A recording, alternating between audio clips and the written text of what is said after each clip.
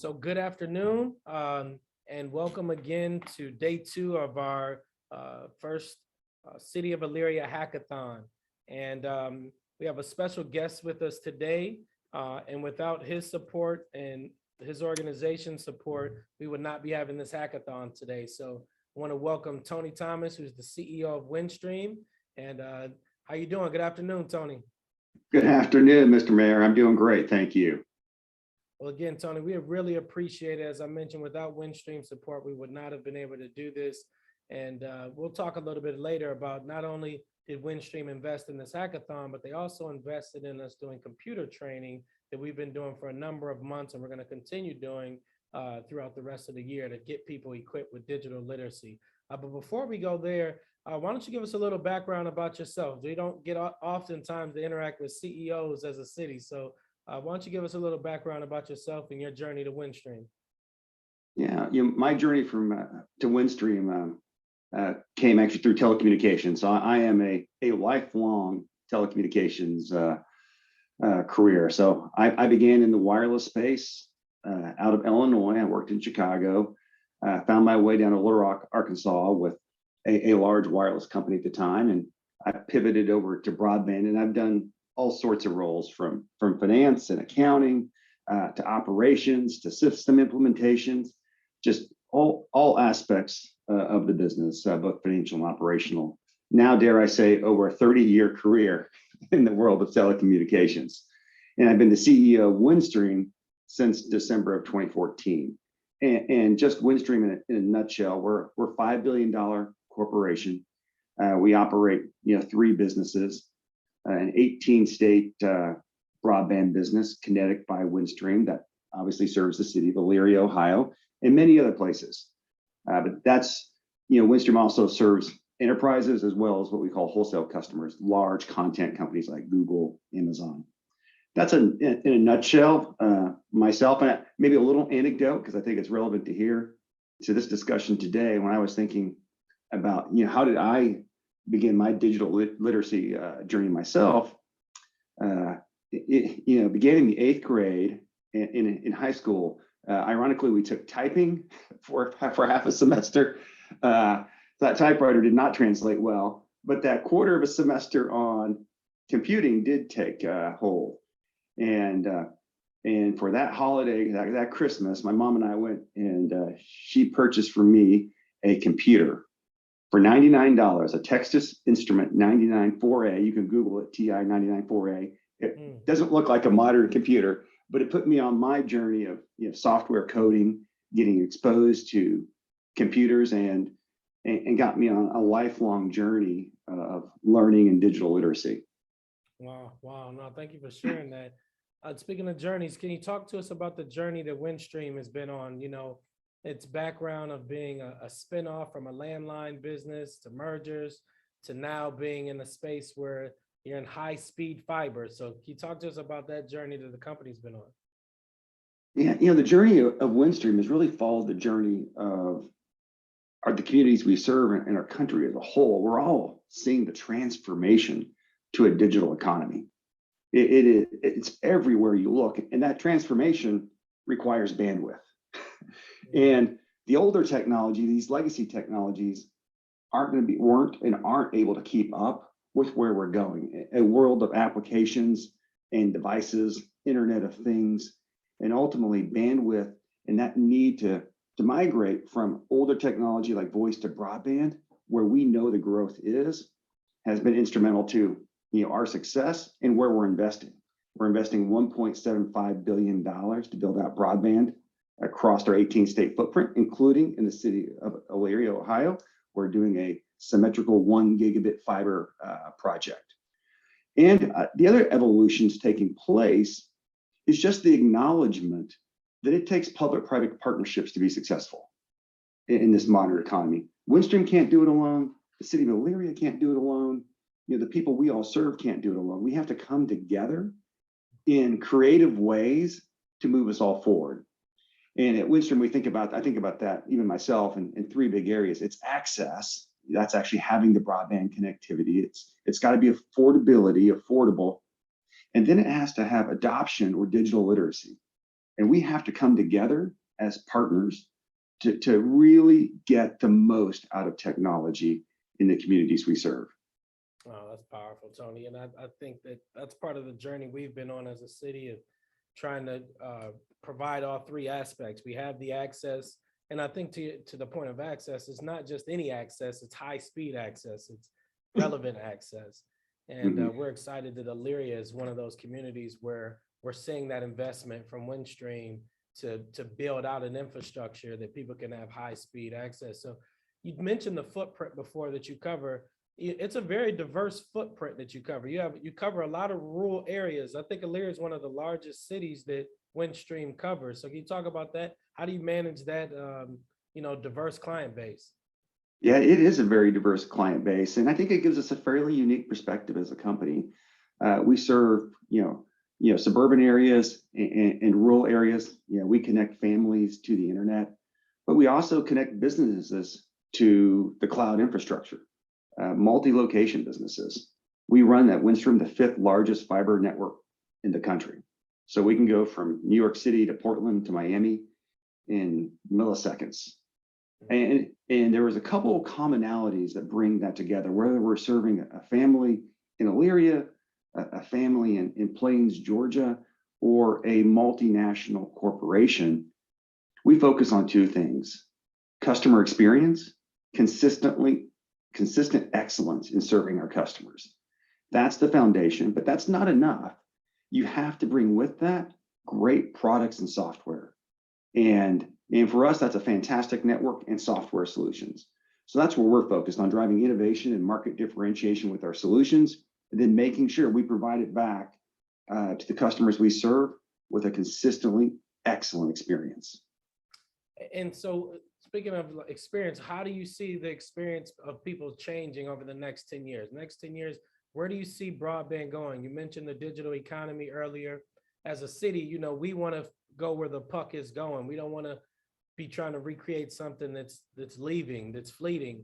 We're a post-industrial city. We've lived through every wave. We've had the big boom industry here, and as the country saw that change, we felt that change as well, with outsourcing of jobs to other countries. Automation replaced jobs as well. And then we saw also, from a retail standpoint, we had one of the biggest regional malls in our area, and we watched that decline in terms of the way people shop and interact with shopping malls. So we've lived through two big waves of change. Where do you see the next 10 years, where things are going? One, I'll start with, the pace of change. It's one of my favorite quotes. The pace of change has never been this fast, and it will never be this slow again. This is the environment that we all operate in, and it's going to require innovation. It's going to require, thoughtful leadership, and it begins, if you can get, a couple key pillars right, I believe communities will be in a very good position to participate fully in this digital economy we live in. When you look at the transformation in retail that you alluded to, brick and mortar stores, are almost, they're still there, but they're changing even how they really operate, because so much of retail now gets done over e-commerce. It's access to the cloud. You're going to a website that exists in the cloud to order something that goes through a distribution center with tremendous automation and technology. And I think the key takeaway from all that is it's going to be difficult to predict with the level of innovation taking place. But what we can do is equip ourselves to adapt to the change. And to adapt to that change, I go back to those fundamental building blocks. You got to have high speed, to use your words, I think rightly so, relevant speed for the digital economy. And then you have to be able to operate in it. I mean, you have to be able to operate, whether you're a young person or someone deeper in the season of life, a senior citizen. You got to be able to operate in that world that we live in today. And it's exciting. I mean, it brings about all sorts of positive changes for our economy, but it brings challenges. And that's really what we're here trying to address today. One of those challenges through the hackathon as an opportunity to build greater digital literacy and frankly tackle some challenges in the community that hopefully we can solve at Elyria, and then hopefully bring to other cities across the country who can learn from what Elyria is doing. Yeah, and that's why I really appreciated Windstream being willing to bet on Elyria as almost like a pilot to try this out and to see what can be learned here. And can you talk a little bit about why Windstream was willing to sponsor this event and why it was why it's investing in Elyria? Why is it betting on Elyria? Well, one, we have a long time partnership with Elyria. This isn't the first time we've connected. We've had a chance to interact a few times. So again, having some connection into the communities we serve is relevant. And again, we're not going to solve it by ourselves at Windstream. We know that. And I have a great confidence in your leadership, Mr. Mayor, but the city of Elyria is not going to solve it on its own either.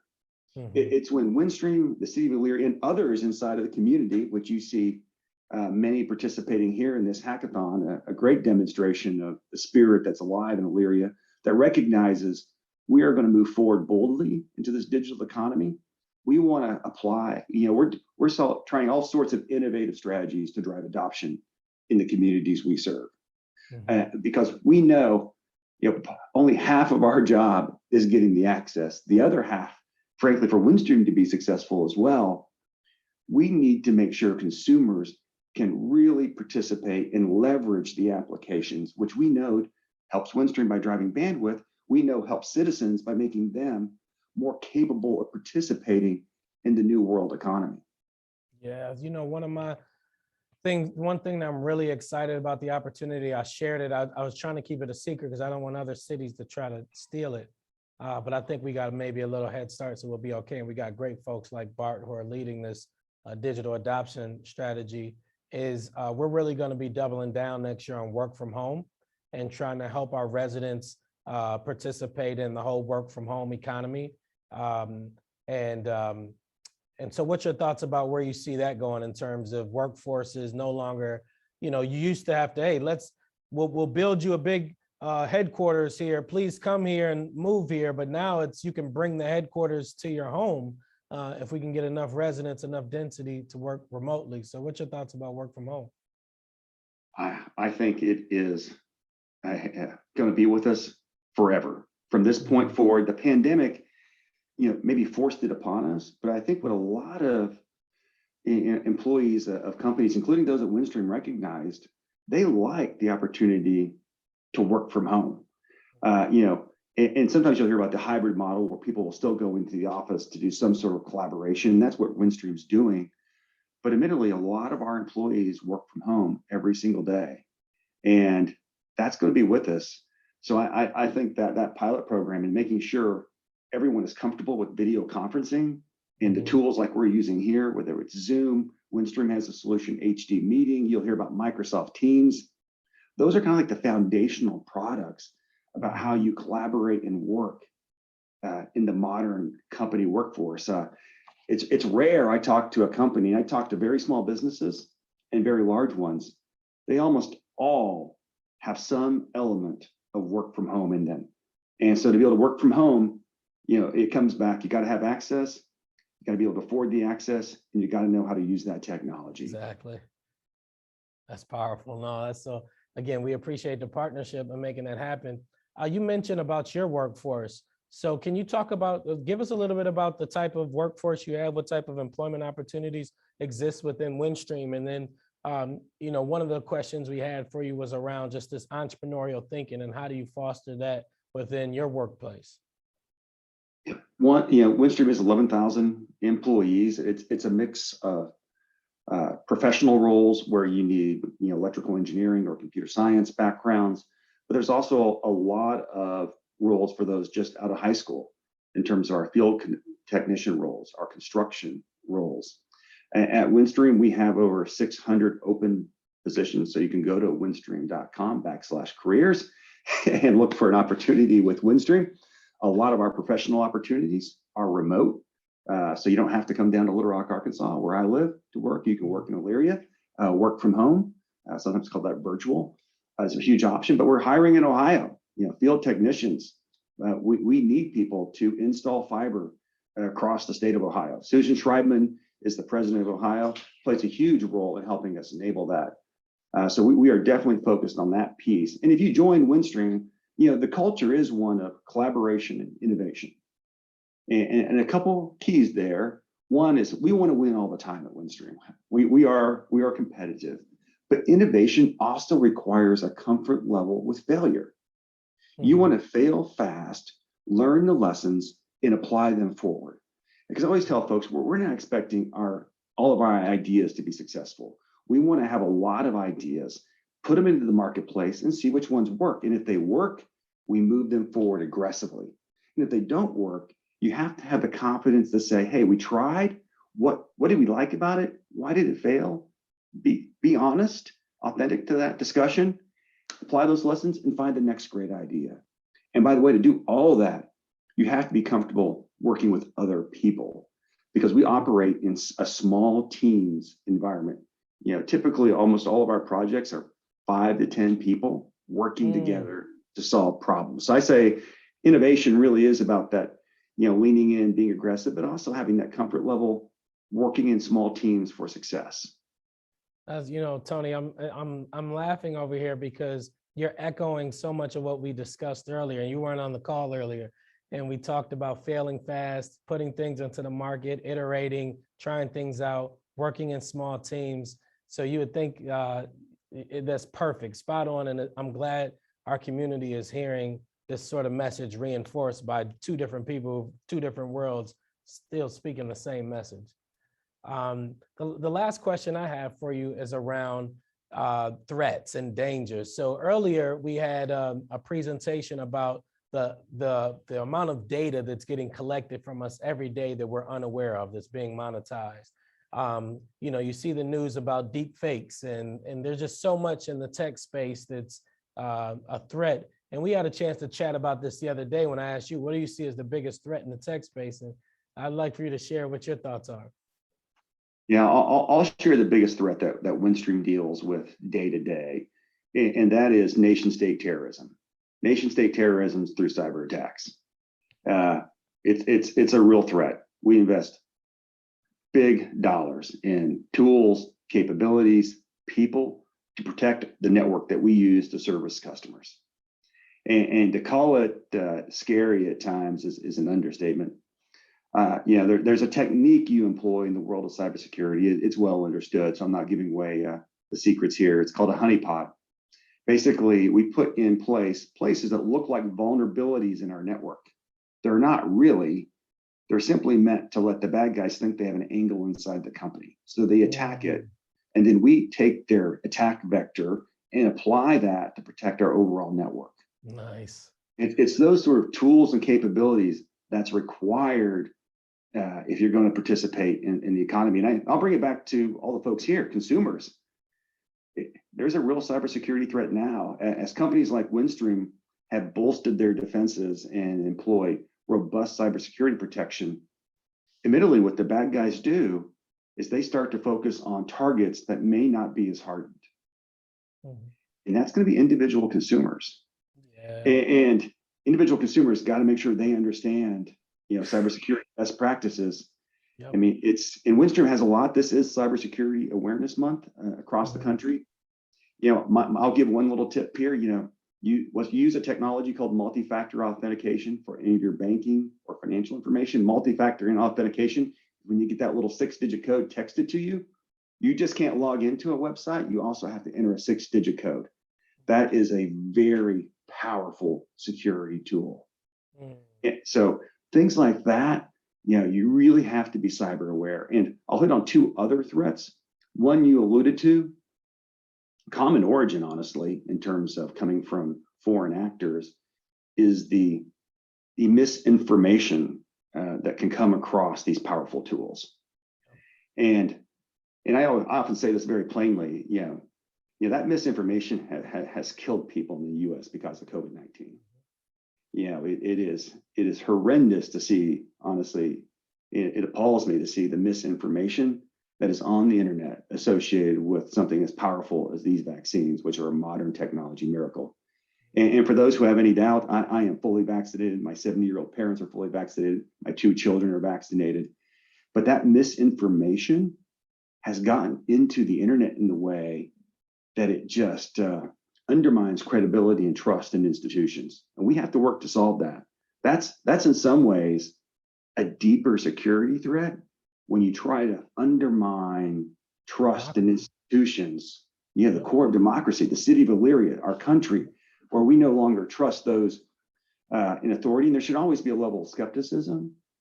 But when we stop trusting scientists who are just simply trying to serve us all for the betterment of society, you know, we got to work hard on that problem. And it's a real challenge. I agree. I mean, misinformation is one of my things that keeps me up. And as you mentioned, it's just so easy to spread it now throughout social media and the way the algorithms work, it almost creates this funnel around people where they just keep getting more and more, you know, fringe information that's not really empowering them. And it's really a threat to our democracy when it comes to people not believing in the power of their vote anymore and not believing in this democratic experiment that we're having. It's a huge issue that we need to make sure we're conscious of. And one thing that we did always in our computer classes, which Bart, I'm sure I want to come to you next to talk about these computer classes and share some information on it, is we always try to share with folks some of the basic stuff. Like if you ever get an email and it's just a link, don't click on it, you know. The tactics have become so much more sophisticated.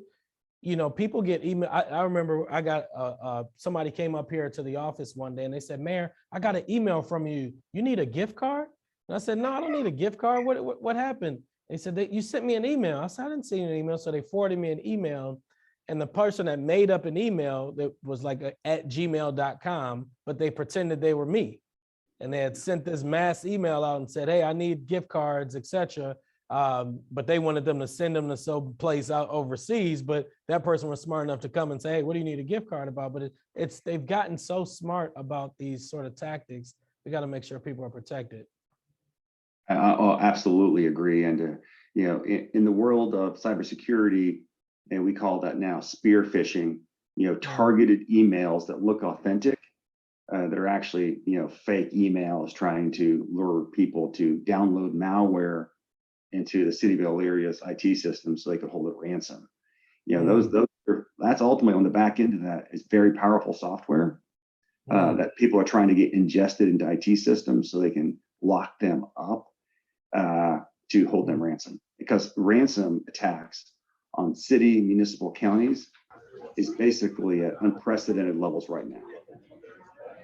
Yeah, and we've seen that, and we're very sensitive to that. We've seen other cities get hit with those ransom attacks, and so we're excited. We're proud of our IT team here at the city because they are very conscious of it and very proactive about trying to address it. So we have our computer instructor who's been doing the training, the one who's been leading, Bart Gonzalez. Bart, are you able to zoom in and say hi? I am, but every time I hit the video, it asks permission. Okay, let me give you permission. Go for it.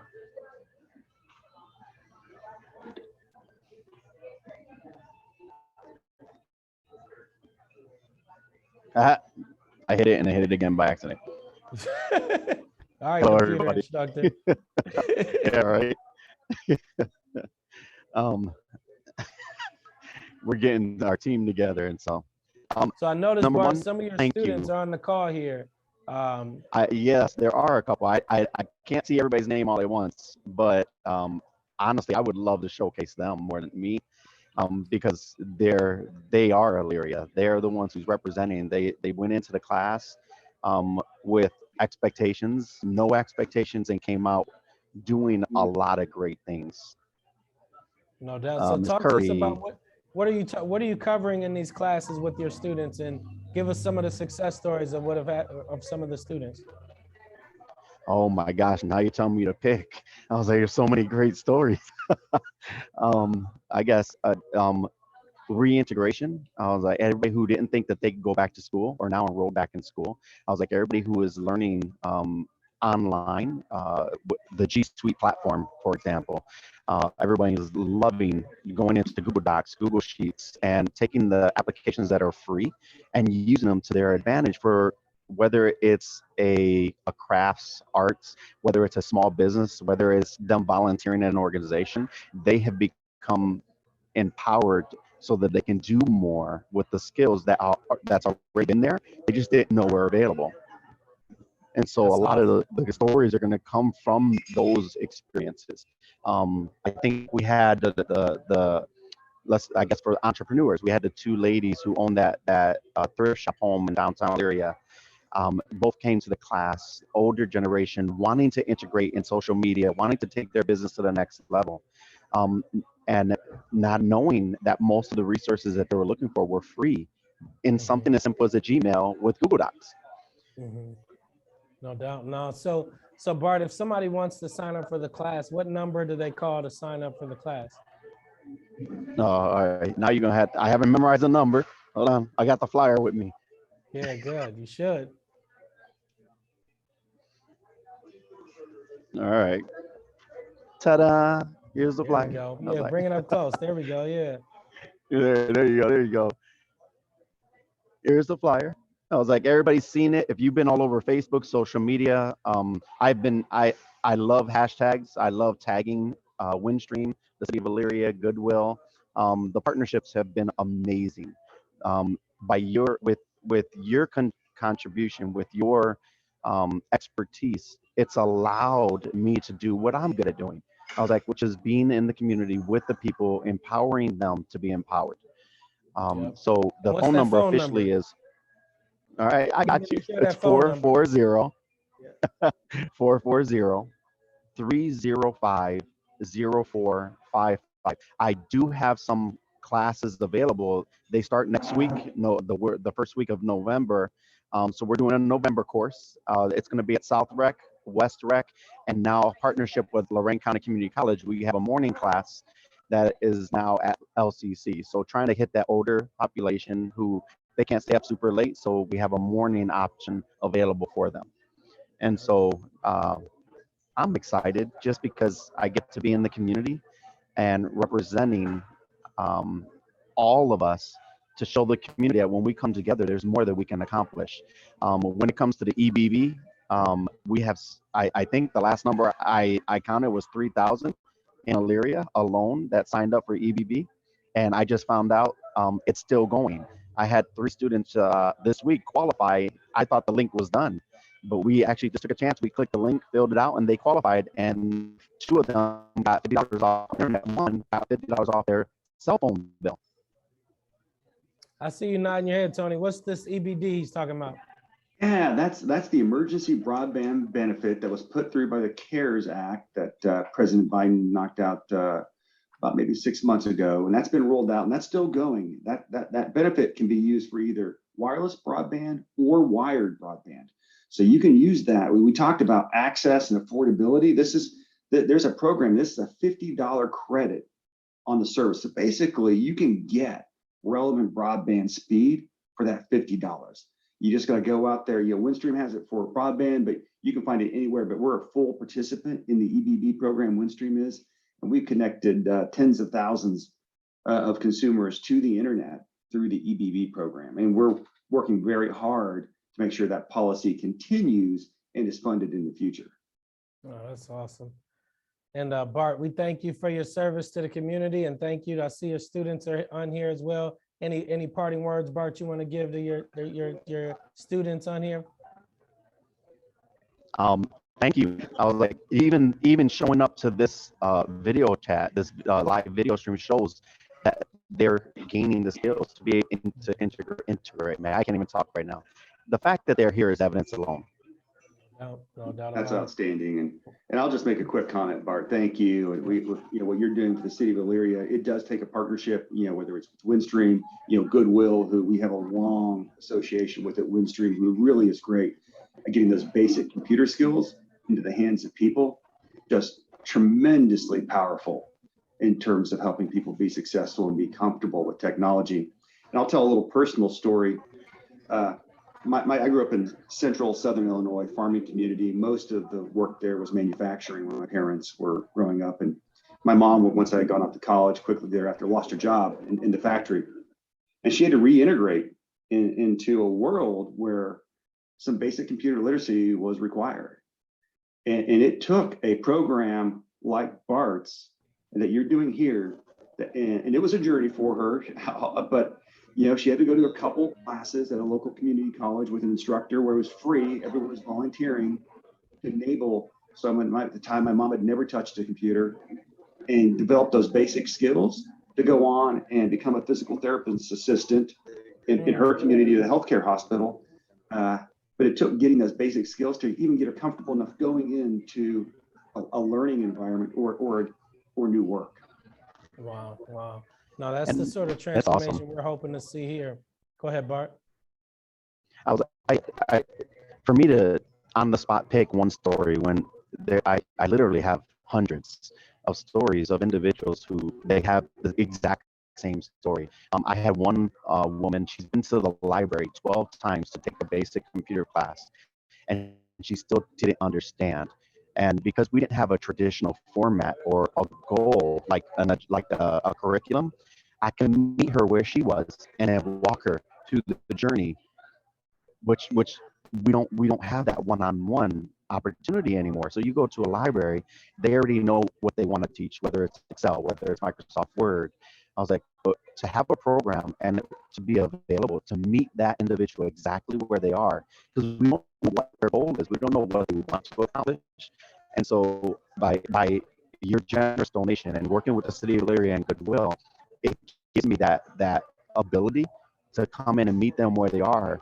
And literally within 4 to 6 weeks, they are farther than I have a 72-year-old man who just made his own Google website because he just wanted to highlight his artwork that he's had for so long. Who knew? Yep. It's life changing, man. It's life changing. I share Bart and my appreciation for Windstream's support on that as well, and also the partnership with Goodwill. I know, Tony, you're a former board member of Goodwill, so you have a long-standing relationship with Goodwill as well. And we're grateful to you and to Goodwill for the partnership. Yeah, thank you, Mr. Mayor. And just say thank you for your leadership. What by putting this event on, the hackathon, by working with talented people like Bart inside of the community to move us forward. Thank you. It makes a difference. It takes a while to accumulate all those wins, but they do accumulate, and they change communities. They truly do. It's not overnight, but it's a commitment to pursuing these kind of core capabilities of digital literacy that the city of Elyria is on the right track doing this and continuing to lean into this. Appreciate that, Tony, and thank you for spending your lunch with us on this Saturday afternoon. And we look forward to continued partnership with you and Windstream in the coming years. Absolutely. Many more years we look forward to working with you, Mr. Mayor. Appreciate the time. Thanks for the kind words. And Bart, keep at it. And to everyone who's on this journey of learning, you're making a tremendous commitment in your own future and in the community of Elyria. And by the way, windstream.com/careers, we are hiring a lot of people across the country. Thank you all. Have a great Saturday. Thank you, Tony.